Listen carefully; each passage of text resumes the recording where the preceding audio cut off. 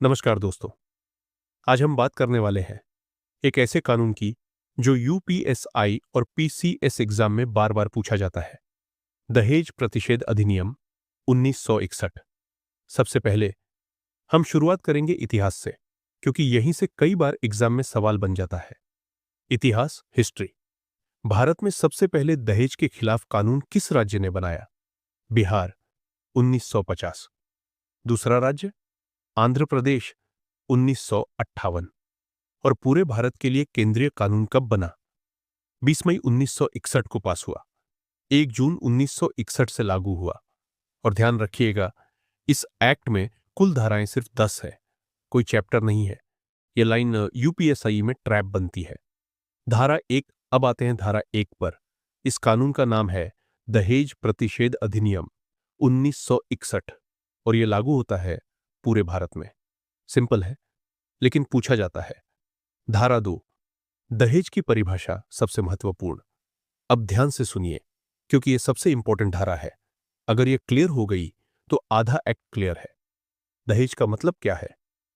विवाह के पहले, समय या बाद में अगर कोई संपत्ति या मूल्यवान चीज एक पक्ष दूसरे पक्ष को देता है तो क्या वह दहेज है? हर बार नहीं। यहां एक शब्द बहुत इंपॉर्टेंट है, मांग। डिमांड होगी तभी दहेज माना जाएगा। अगर मांग नहीं है तो कानून की नजर में वह दहेज नहीं है। मेहर, मार। अब एक बहुत एग्जाम फेवरेट पॉइंट, मुस्लिम कानून के अंतर्गत दिया जाने वाला मेहर दहेज नहीं होता। मेहर दो प्रकार का होता है, मुअज्जम, विवाह के समय या तुरंत बाद। मुअज्जम, पत्नी की मांग पर या तलाक या मृत्यु के समय। याद रखिएगा। धारा 3।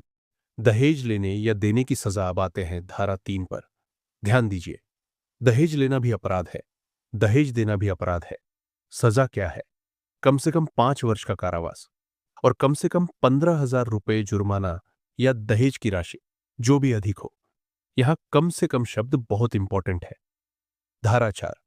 दहेज मांगने की सजा। अब समझिए इस धारा को, सिर्फ दहेज लेना ही नहीं, दहेज मांगना भी अपराध है।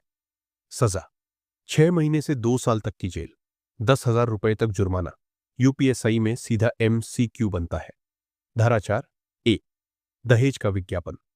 अब एक सिचुएशन सोचिए, अगर कोई कहे इतना दहेज देंगे तभी रिश्ता पक्का होगा, यह कहलाएगा दहेज का विज्ञापन। और यह आता है धारा 4 ए के अंतर्गत। सजा 6 महीने से 5 साल तक जेल, 15,000 रुपये तक जुर्माना। धारा 5 दहेज का समझौता। अब बहुत शॉर्ट लेकिन इंपॉर्टेंट बात, दहेज लेने देने का कोई भी समझौता कानून की नजर में शून्य, वॉइड होगा। मतलब कानून उसे मानता ही नहीं। धारा 6 दहेज किसका होगा। अब सवाल उठता है, आखिर दहेज होगा किसका? पत्नी का। अगर दहेज किसी और ने लिया है तो उसे निर्धारित समय के भीतर पत्नी या उसके वारिसों को हस्तांतरित करना होगा। धारा 7 अपराधों का संज्ञान। इस एक्ट के अंतर्गत मुकदमे की सुनवाई करेगा महानगर मजिस्ट्रेट या प्रथम श्रेणी न्यायिक मजिस्ट्रेट।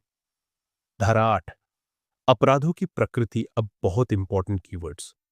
ये अपराध होते हैं संज्ञेय, कॉग्नाइजेबल, बिना वारंट गिरफ्तारी, गैर जमानती, नॉन बेलेबल। इन शब्दों को अंडरलाइन कर लीजिए। धारा 8 ए सबूत का भार।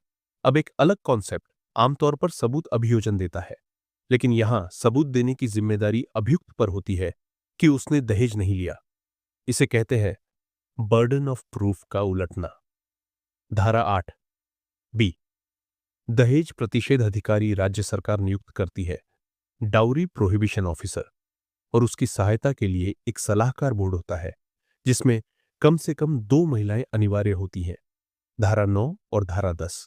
धारा 9 केंद्र सरकार नियम बनाएगी, धारा 10 राज्य सरकार नियम बनाएगी। BNS 2023 दहेज हत्या। धारा 80। अब बहुत सीरियस पॉइंट, अगर विवाह के 7 वर्ष के भीतर महिला की असामान्य मृत्यु होती है और यह साबित हो जाए कि उसे दहेज के लिए प्रताड़ित किया गया तो यह कहलाएगा दहेज हत्या। सजा 7 वर्ष से लेकर आजीवन कारावास। महत्वपूर्ण केस लॉ हरबंश सिंह बनाम गुरुशरण कौर, 1989। सुप्रीम कोर्ट ने स्पष्ट कहा, दहेज की हर मांग अपराध है। तो दोस्तों, अगर वीडियो उपयोगी लगा हो तो लाइक जरूर करें, शेयर करें अपने दोस्तों के साथ और सब्सक्राइब करना मत भूलिए। कमेंट में बताइए अगला एक्ट किस पर चाहिए।